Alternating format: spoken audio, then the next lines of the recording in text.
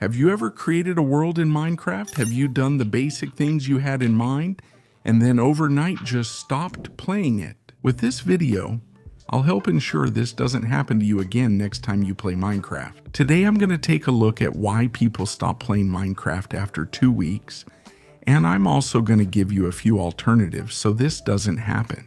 I'm sure you've made the typical server with friends at some point, and you all got really motivated to playing all day, and in the end, after 2 weeks, the fun just ends. People stop logging in, and you've stopped playing. This is normal. It happens all over the world.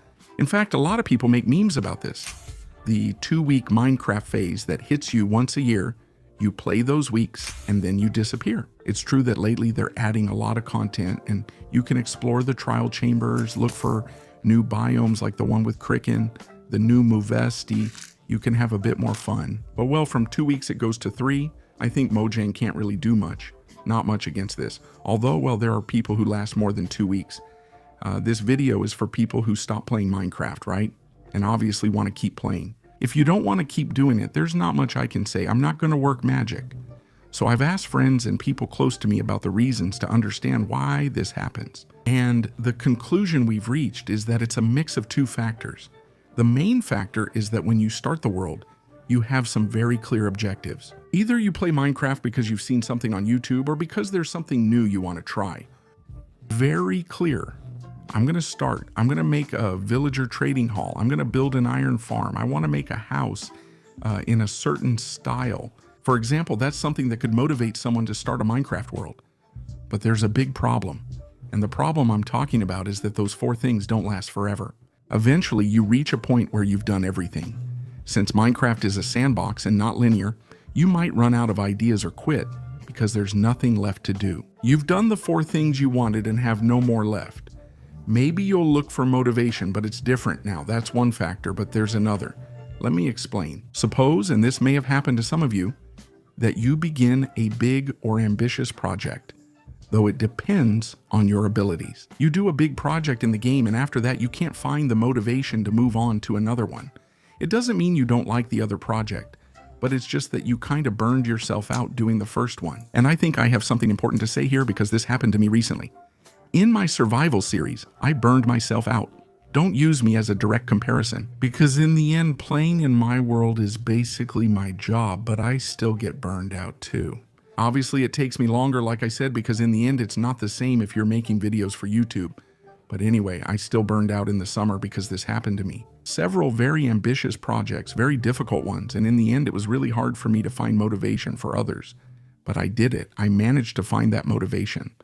And how did I manage to do it? Well, it simply came from staying calm, taking it easy. It's true that this was partly because of the timing of the videos, right? Because I was uploading 1 video a week and I wanted to finish the project. But for example, this warehouse I built in my survival took us a lot of time. Remember, we had to place all the blocks and we're using the Lead-O-Matica mod, which provides a blueprint for what to do. But I did it with helpers, and even so, all of us who worked on this project got burned out from placing blocks. And why? My analysis is that we were in a big hurry to finish it. Why were we in a hurry? Well, here, of course, there are many factors, and it depends on each person. In my case, it was because I wanted to make the video sooner and all that. Something I didn't really need, but in your case or in your situation, it might be that this hurry is something I think is already inherent in our society. And it's about being constantly productive, right? It's something that, I don't know why, but we've brought it into video games. Maybe you do this more or less, but don't you feel that when playing a video game, you're always seeking the most efficient, productive, or best way to do something and to do it quickly and finish it and have the project completed? Why? Have you asked yourself why? Why do you want to finish so quickly? Whether it's your warehouse project or something else, why the rush? If you stop for a while to pick up some dyes because you want to make a small room inside your storage, decorated nicely, to put a barrel with diamonds because you like it and you want your diamond area to look nice, we don't have to go that far, right? I'm talking about any project at any scale. Why would doing that be a waste of time? It's not. And one of the reasons why we enjoyed video games more when we were kids was because of that. It was because we wasted time. It's an expression I don't like, because there's no such thing as wasting time, not in video games or in life. Time isn't wasted, time passes. You decide what you do. So I think this is something key to avoid this second point, right? The one we mentioned about how jumping from one project to another burns you out.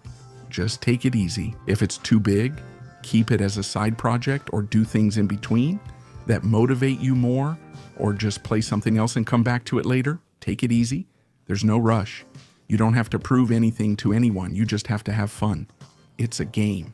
And look, I'm going to give you an example of this because recently I saw Alex El Capo, who's getting back into playing Minecraft. And well, he's going into it wanting to try out all the new stuff, right? And besides keeping a world long term, and well, I hope it lasts and he's able to enjoy it for more than 2 weeks, which I'm sure he will. So one of the things he did was make a full set of copper armor, a copper armor set. The first thing I thought was, why? This is useless, right? Or that's what I instantly thought, but then I realized it's not useless. Why is it useless to make copper armor? Because the iron one is better. Because you have to go straight for diamond. Because with villagers, you get it faster. He wanted to try the copper armor because he liked its look and wanted to experience it. He just wanted to try it and enjoyed it. He probably already has a diamond one now, or soon he'll get a netherite one, but not before enjoying making copper armor. So instead of discussing big projects, since I always focus on technical aspects and not everyone does, your goal could simply be to get netherite armor. Just because your goal is netherite armor doesn't mean you need to rush. You can make copper armor if you think it's cool and want to enjoy it for a while. Well, this can be applied to all stages of Minecraft. And I think it's key, both in small things like the armor and in your general and big projects. At the start of the video, I gave 2 reasons why this usually happens, or why I think it does. The first is this, right? You set some goals for yourself, you achieve them, and you simply don't have any more, so you get bored. For this, I could give endless advice about what to do and what not to do, but I'm sure not every tip will work for everyone. Each person has their own ideas. You don't have to get too obsessed with this either, but I think long-term projects about something you like can be a lot of fun. For example, I remember that in EliteCraft 2, Marisoldier really liked Star Wars and decided to recreate one of the cities from Star Wars.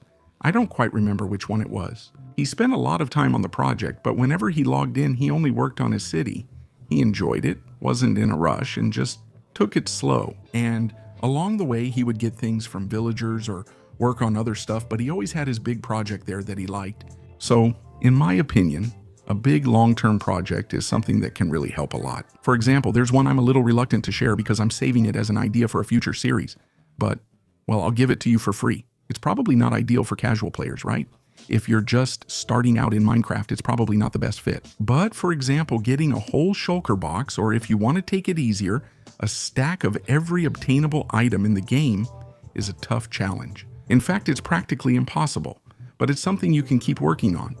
When you don't know what to do, you can spend some time collecting a shulker box or a stack of each item in the game. Some will be super easy, others will be harder, and some will be almost impossible.